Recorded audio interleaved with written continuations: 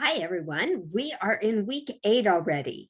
For this week, we've got some wonderful things that we're going to be talking about, some that should be very pertinent to you.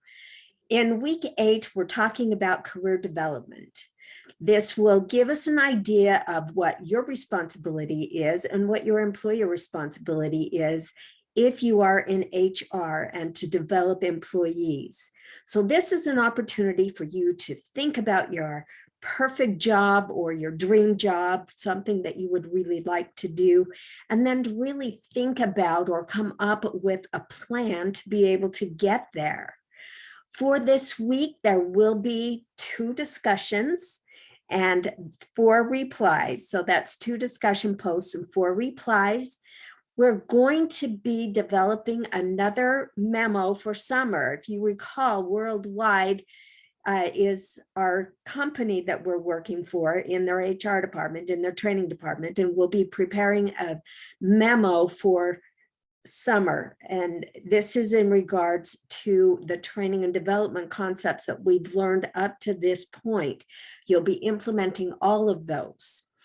We will be doing a video presentation, so be thinking about how you're going to be doing a video presentation.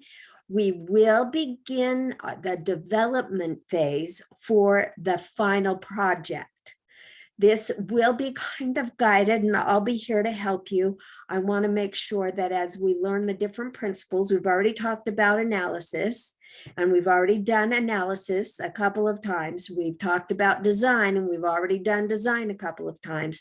Now it's time for us to get going on development. So I'm excited to see how your training comes along. In the development phase, this is where you're going to develop the tools or the activities that you're going to be using for your training. For example, if you're going to be doing a pre or post test, you will need to develop the pre and post test for this week. You will need to develop any surveys that you're planning on taking.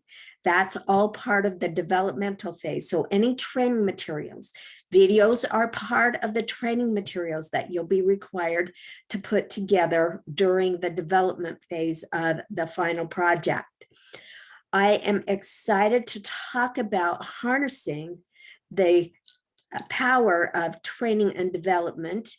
You'll be really getting into what the difference is, because there really is a difference between training and development. For me, I think about training as being short-term, and I think about development as being long-term.